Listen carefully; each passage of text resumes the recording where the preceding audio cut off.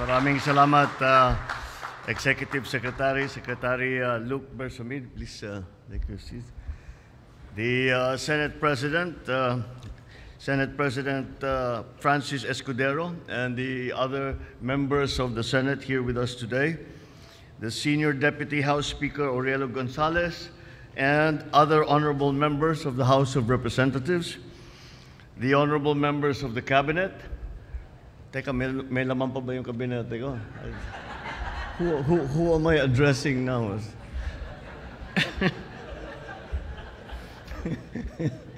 we are in flux. Our partners and stakeholders from the DepDev. This is our new terminology for what used to be NEDA, and for the PhilVox Modernization Act. Fellow workers in government, distinguished guests, ladies and gentlemen, magandang hapon sa inyo lahat. Ngayong araw, formal na natin ipinipresenta ang dalawang batas na nalagdaan kamakailan lamang. Sa tulong ng mga batas na ito, makakamit natin ang ating layunin na gawing mas maayos, mas ligtas, at mas maginhawa ang buhay ng bawat pamilyang Pilipino. Sisimulan natin sa pagpapatibay sa NEDA upang maging isang ganap na kagawaran, ang Department of Economy, Planning and Development or DepDev ngayon, ang NEDA. Marami ang nagtatanong, bakit pa ba natin kailangan yung DepDev? Sa mga nakaraang taon, nakita natin maraming mahuhusay na plano ang nananatiling plano na lamang. May mga proyektong inaprubahan, ngunit hindi lahat ay kaagad nating naisasagawa. Magiging katuwang natin ang DepDev sa pagtiyak sa paggamit ng ating pondo na ipapatupad ang programa ng wasto at naghahatid ng pakinabang sa mamamayan. Titiyakin natin ng DepDev na ang DepDev na pagka may ipinangakong tulay, paaralan, health center, mga kalsada, ay matatapos sa tinakdang panahon at magagamit ng isang bayanan. Hindi lang po puro plano. Dapat nakikita at nasusubaybayan natin ang progreso ng ating mga proyekto.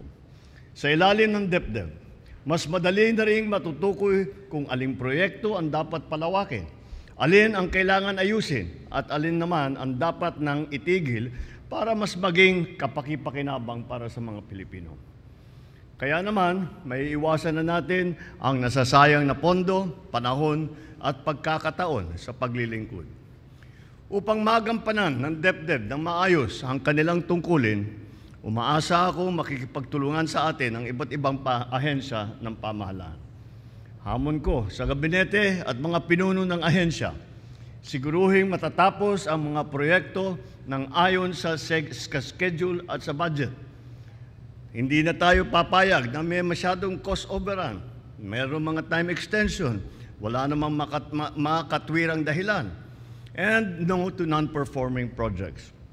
Nasabi ko na rin noon na dapat lahat ng ODA loan, lalo na ang mga lubos na na-delay, ay masusing pinag-aaralan.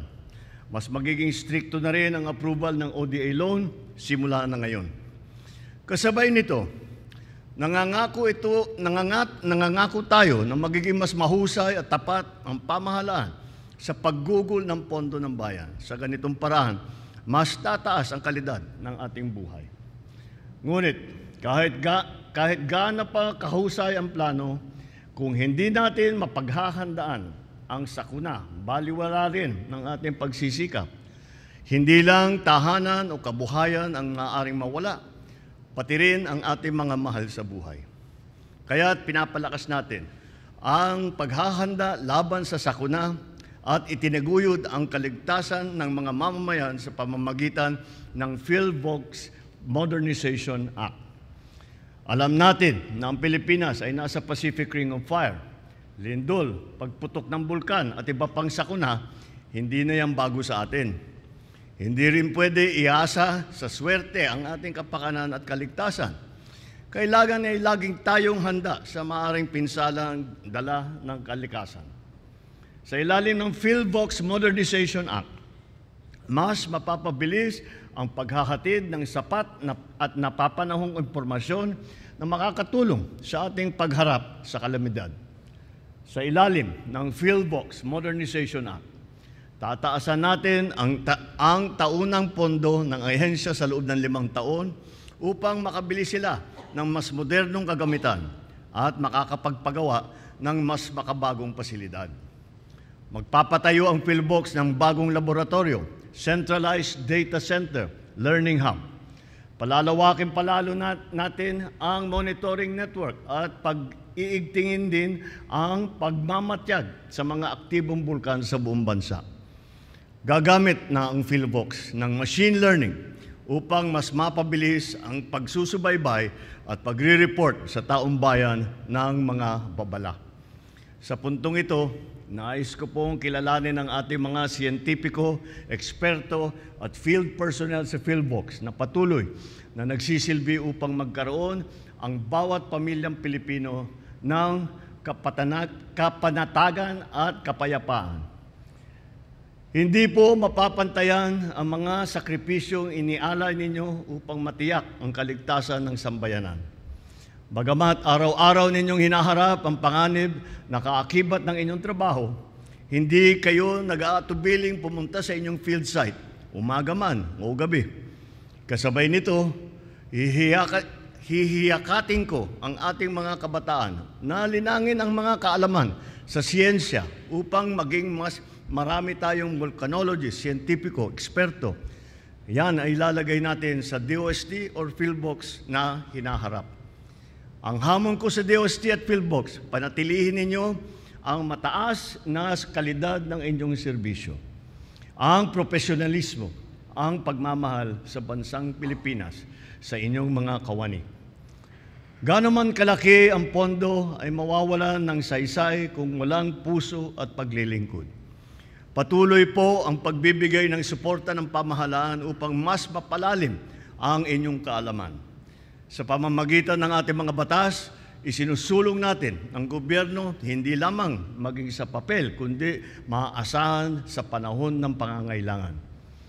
Hindi lang nakatuon sa mga malaking proyekto, kundi sa kalidad ng buhay ng bawat Pilipino. Hindi magiging ganap ang 2 batas na ito kung hindi dahil sa pagkakaisa at pagtutulungan ng lehislatura at ehekutibo. Patunay lamang na kapag kapakanan ng taong bayan ang inuuna, mas mabilis nating makakamit ang inaasam nating resulta. Muli, maraming salamat po sa ating mga mambabatas. Sama-sama po tayo magtulungan upang maitatag ang isang bagong Pilipinas na mapayapa, makatarungan, at may malasakit para sa lahat. Maraming salamat po. Mabuhay ang bagong Pilipinas.